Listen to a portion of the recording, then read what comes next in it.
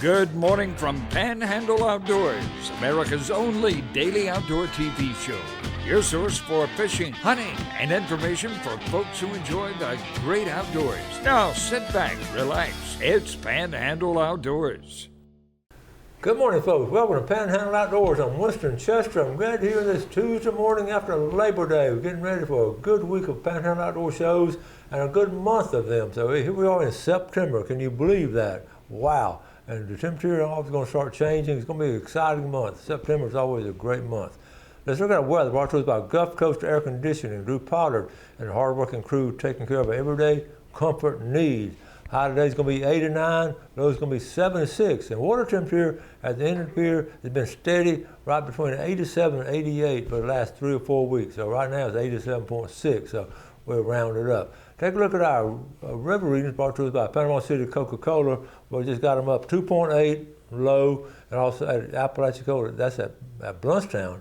Now the reading on the Choctawhatchee Carabelle is a 1.8, so I know it's been low for like 3 or 4 weeks now, and hopefully we'll be getting some rain so we'll clean things out. Our tide chart brought to us by Kent Forest Lawn right here on 23rd Street.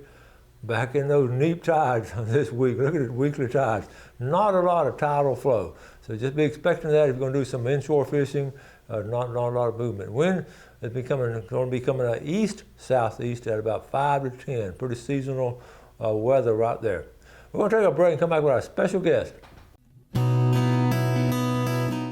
Okay, welcome back, folks, and welcome to our special guest this morning, Leanne Gaudet, with Big Brothers and Big Sisters. Welcome to Panhandle Outdoors. Thank you so much for having me. So excited. Tell the folks where we met. So we actually met at the gym. I had seen you in there working out, and I thought, you know what, I think I need to get on that man's show. I know he's so involved with children, and I think I need to talk to him. So I just tracked you down. Yeah, when I saw you over there, she was working hard. I had to go over there, calm down. So we just struck up a conversation, and what she does is just inspirational to me. And you've heard, I know we've all heard of Big Brother and Big Sisters, but really getting the core of it. And we're tying outdoors because we, do fishing things and all kinds of things. But well, tell us a little bit about yourself. I've lived in Panama City for 15 years. I have 2 children, and I've been with Big Brothers for 15 years, actually. College? You have college? Yeah, kids. I have college. I have one that just graduated and one that's about to graduate after this year. So, but they've always been kind of part of Big Brothers, Big Sisters too. They grew up around it, and they just love it as well. So it's kind of like a whole family thing. So how long have you been with Big Brothers, Big Sisters? It's just under 15 years. Right. So when not too long after I got here, I started working for us, and I've been with us ever since. You fell in love with it, didn't you? You did. It's just one of those things that, we just do so many good things, and it just never gets old, and so why would you change something that you love? I know it, and I was reading up on it last night, the history of it. It's over, in America, over like 100-something years old when it started. Yeah. And it was interesting how it started, like in the courts. One of the clerks all kept seeing these kids coming in without any family. Right. So we're talking about that situation now, but 100 years ago we had the same situation. Maybe not as big. Right. But we did have it back then. So he started this guy started it. Yeah, back in the 1920s, and and it's just kind of evolved into what we are now. And I've actually ran into people in Panama City that were littles when they were children in other states, and these were people like in their 50s and 60s. So we've been around a long time. And the bottom line, all you do is just help people. We do. We help people. We're there to help kids reach their potential. That's what we look at. We think with the right person in your life that you can really just go in the direction that you should be going. And so that's what we do. It's kind of a simple concept, but it does so much. That's a good point. It's sort of simple, just leaning a hand and helping people. What age group are you, Big Brother, Big Sisters? So we enroll in elementary and middle school, but we are actually now taking some high school kids because it used to be that was our age group, was kind of through 8th grade. Right. But we are finding now that kids need us more through high school, and we're actually keeping kids until 26 now, just because we do find that that it's a different kind of role at that age. But young adults are still in the need of mentorship and help and guidance and things like that, and so they kind of stay under our umbrella, even if they want to up to that point, just to continue to have the support of the agency and people around them. And you're here in Bay County, but we also have other branches in the Panhandle. Yeah. So my office is here in Bay County, but we are Big Brothers Big Sisters of Northwest Florida. So our main office is in Pensacola, and we have an office in Fort Walton and in Crestview that we just started. And then there's me here. So we're a small branch down here, but we do all the good things. So how do you get your prospects or people to help? How do you line people up for the volunteers? Like this, getting on shows. We do try to do outreach in the community as much as we can. We get a lot of word of mouth. I'll be honest. We get people that have heard about us. They want to do something for the community. The internet's a great way people will find us there, and then just reach out to us. So we're always trying to get more volunteers. That's our biggest challenge right now, is getting more volunteers. We need male mentors, really bad. We have a long waiting list of kids, boys especially. Sometimes our waiting list is 90% boys, that need, that positive adult in their lives. And that's what struck up a conversation about, taking a kid fishing or taking a kid outdoors or just walking up on a pier and all. Usually, what kind of schedule will they have with the mentor? The beauty of it is a mentor does it on their schedule. So the way that it works is that the requirement is at least a year that we ask for them to commit to us. And then during that year period, we ask that they see the child every 2 weeks and then contact them on the weeks they don't see them. And then the schedule is the volunteer reaching out to the parent and saying, hey, can I pick them up on this date at this time? And we're going to do these activities, and then drop them off at this time. So there's a lot of structure that goes behind the program, a lot of rules, but it's a good thing because it allows everybody to know, hey, this is what I'm supposed to be doing, this is how it works. And so it really is people fitting it in on their time. And we also encourage that people do activities they're already doing, so it's sharing time. So that's the thing about it. So if you're an outdoorsman and you're going fishing or something, hey John, you want to go fishing with me? And we do that a lot of times just normally. So we've got a situation here where we have a list of young boys and girls that would maybe want to go fishing or go out to state park or stuff like that.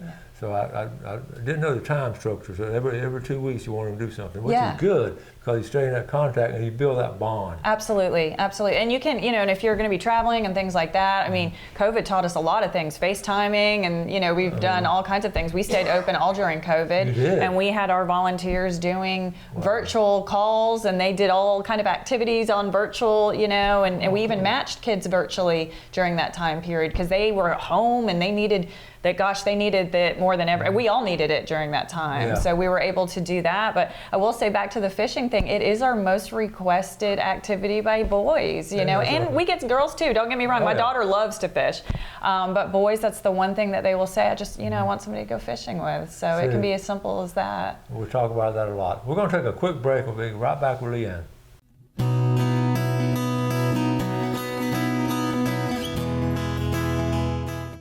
Okay, welcome back. Sitting here with Leanne all day with Big Brothers and Big Sisters, and she's been with them about 15 years. We just happened to run into each other and started talking about kids and fishing, and look what happened. She's on the show.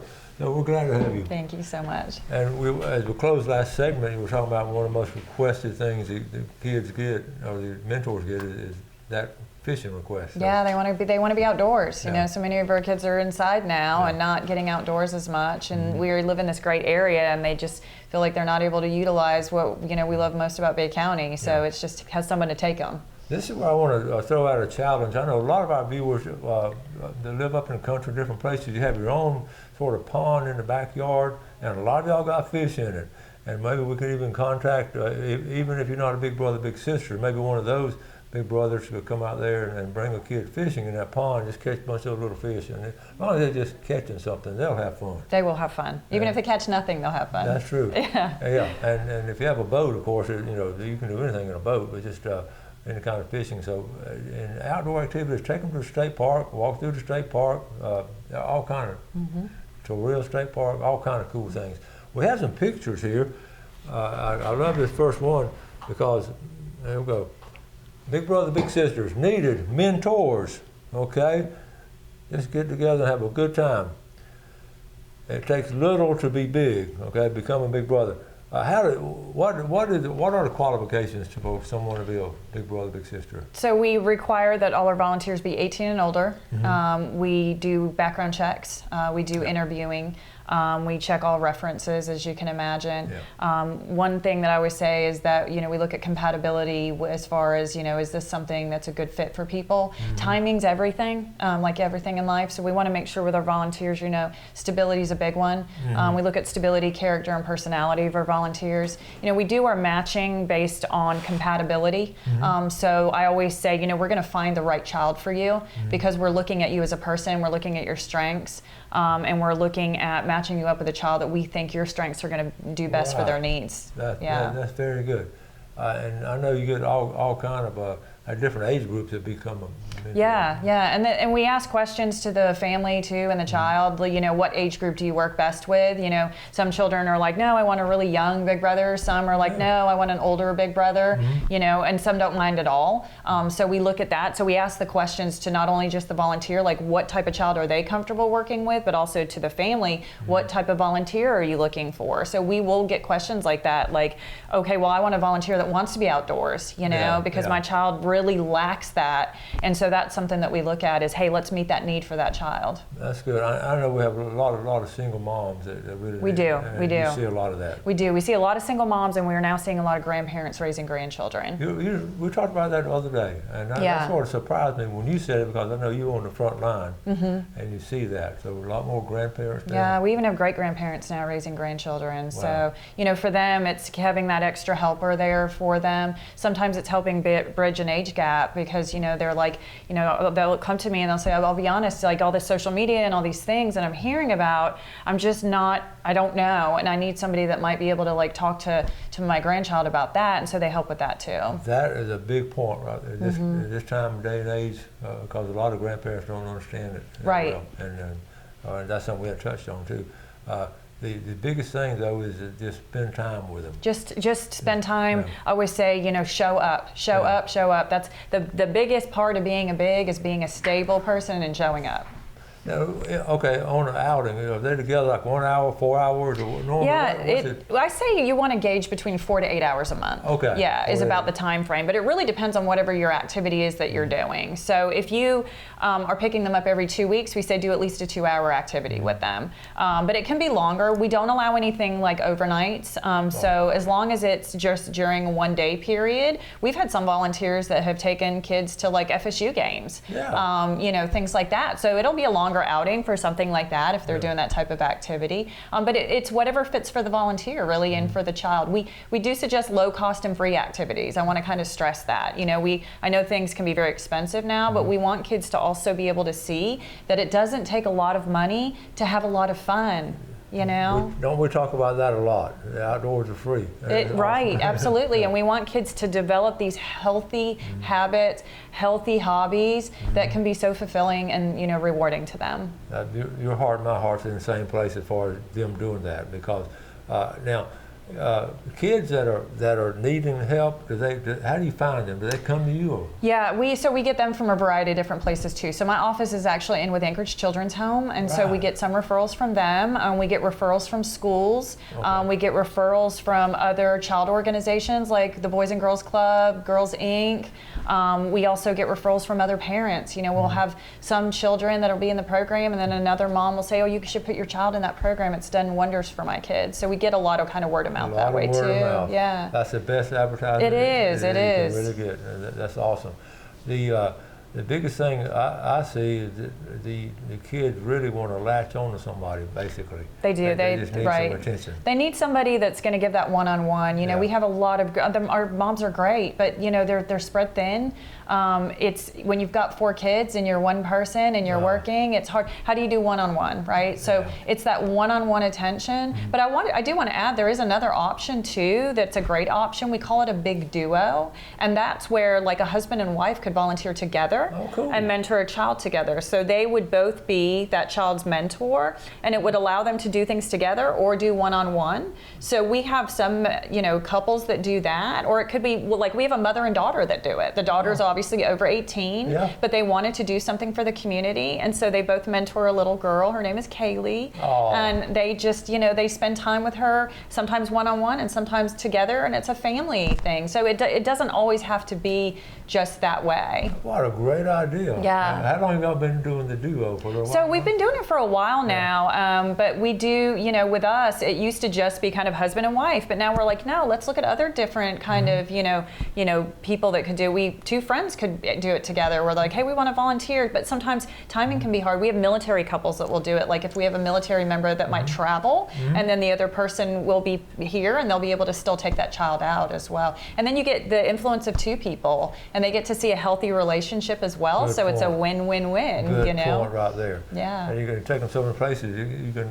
You can bring them to your house and fix a big old meal or something, and get them in the kitchen and show them cookouts. We do allow home visits after a certain time period. There's, like I said, there's a lot of structure that goes along with it and rules, but it's, child safety is number one for us, and rules are always great when it comes to kids. And so that's one thing that we do is we, do allow home visits after a certain time period if everything's going great, and that too can be wonderful for them. It gives them, a place that they just love to be and spend time. How cool is that? All right, we're going to take our final break and come back with Leanne.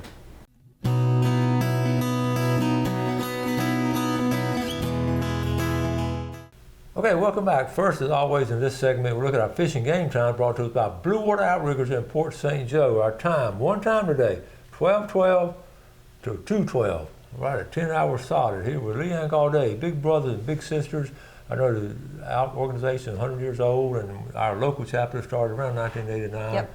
And you've been doing it 15 years. Yep, 15 years. First thing is thank you for doing that for 15 years. Oh, you're welcome. It's been my pleasure. Yeah. Well, we've been talking a lot about big brothers. What about big sisters? We do need big sisters, yeah. Girls can fish too, yeah. Girls can fish too. You better believe it. Yeah, we do. We match, so the way that we match up is if it's a big brother, it has to be a little brother. Yeah. If it's a big sister, they can actually be matched up with a little sister or a little brother. We do have some little brothers that would just be more comfortable with a big sister. So if they're 10 and under, we can match them up with a big sister. When you match up, you have like an interview and sort of get the background, and a couple of y'all doing that together and working on it. And, I interview all the volunteers, and I talk to them about their interests and what it is that they bring to the table, and talk to the child about what they're interested in or what they want to do. So and that's then matching that up, and what the strengths of the volunteer. Like if we have a child that's struggling with certain things in school, maybe a volunteer has some strengths there. So there's a lot that goes into that matching up process for sure. Cool. Well, I have some more posters here I want to share with you. We just showed this one. Let's go right here. This is local here. 55 kids are waiting a big brother. It's throughout our Northwest Florida area. Yeah, we are waiting. That's a lot of children. 36 out of the 55 are boys. Right. Okay. And then just go out and play ball or something. I mean, doggone, so many things you can do, and just have fun. And it takes a little to be big. I like that. Yeah. And this girl here, well, tell us about this one. Yeah, that's Jacqueline Crow. She is stationed at Tyndall. She was our Big Sister of the Year. We surprised her with the award a couple months ago. She has been a consistent person in her little sister Naomi's life for several years now. We've watched Naomi grow from kind of a more timid child to a more confident child, and Jackie always showed up. And despite military travel and all the challenges that come along with that, she has been so consistent. She's made it work and just been a light in that child's life for sure. Awesome. So yeah. Congratulations, Jacqueline Crow. And also, one thing you can support is this right here, a tag right here. Get this tag, Bill Big. How do they get this? Is that a tag office? Yeah, you go to the tag office and get it. We actually get $20 for every tag that's purchased. One thing I always say though is, hey, what a beautiful beach scene. Couldn't be more fitting. We were very grateful to get that. And it's great advertising for us. I mean, let's be honest. You're driving down the road and you're promoting the program for us and saying that we're here. Sometimes I'll get that. People will be like, oh, I didn't know you were in Bay County. And I'll say, oh, we're here. We just need to get the message out. So that's another great way to do it is by getting that, very awesome beach scene license plate. And I was asking, has this been an outdoor show? What's some of your favorite outdoor activities? Yeah, I love the beach. Like going walking and like running outside. I mean, it's getting to be that beautiful time of year when running in the mornings is going to be great. So that's cool. Yeah. Okay, and that's the logo. This is good right here. I love the logo, Big Brother, Big Sisters. And that's a tag right there. So that's one way you can support. Okay, so we got a couple of minutes left, and what were some of the closing remarks you would like to share with the people? I just always want to say that awareness is our number one ask. It being a big might not be the right thing for everybody. Some people are, I have friends who are like, no, it wouldn't be for me, but they can support our program. We actually do fundraisers as well here in Big County. Yes. So we have 2 major fundraisers that we do every year. We're getting ready to do one in November over at Osaka. It's called Kabuki, and it's where we have people sponsor tables, and then they get a chef who is trained for 45 minutes to cook hibachi for them. And so it's entertaining. We have costumes, we have music. So if anybody's interested in maybe doing a fundraiser, there's that. And then we do something called the Big Event, which is just a night of, just fun and dancing and good food and just to raise awareness about the program. And that is going to be at the FSU Holly Center. We're still kind of working out details on that one, but that's usually around April time. So, and we try to do a theme every year. So it's just it's a fun way to give back. We also have, just a way of kind of financially giving to us, and it can be just a small amount every month. It doesn't have to be a huge amount. It could be $1 a month or something like that. If everybody did that, that would help, serve more kids. So that's a great way. That's good. So you have an event in November and one in April, so that twice a year. So go send me the details. I'll talk about it ahead of time and share it with people. That'd be great. And that hibachi sounds pretty good. Yeah, do you want to be a chef? We could have you come out and cook some hibachi. I may cut my finger about it. We haven't had that happen yet, but it's definitely entertaining, I will tell you. They do get a crash course, and we do have a chef on the side kind of making sure nobody gets food poisoning. But as you can imagine, it's if you've been to hibachi, you see all the tricks, they attempt it. There are 4 or 5 couples that were friends. I can see us getting together doing that. I think you should, yes. I can see Bill Allen and Carl Andrews and Greg Brudnick cutting all that stuff. Yes. And their wives. That'd be entertaining. I think that you should do that for sure. All right. Yeah. Folks, we always here on Panhandle Outdoors, our theme is helping others and getting folks outdoors. And what better way to do it than help young people get outdoors. So again, Leanne, I want to thank you for what you do. Thank you so much. You're doing a good cause and a noble cause. Oh, I appreciate it. Thank you for having me so much. Glad you've been on it doing it 15 years now. Thank you. So stay in touch, and I'll see you at the gym pretty soon. Yeah, I will. We'll be there. Yeah, I'll be there tomorrow. Will you? Sure, I'll be there. I'll be there. But anyway, so you know how to get a hold of Big Brother, Big Sisters. You can go online and give if you can, or be a part of it if you can. Just participate in it, because we're helping young people, which is our future. I feel strong about it. Thank you again. Thank you so much. Okay. Folks, appreciate you watching Panhandle Outdoors, being one of our loyal viewers. Y'all do something good for someone else today. Have a great day. Enjoy the outdoors. Take care of the outdoors. And God bless. Thanks for watching America's only daily outdoor TV show, Panhandle Outdoors with Winston Chester, featuring hunting, fishing, and other activities and information to help you enjoy the great outdoors. Join us next time for Panhandle Outdoors.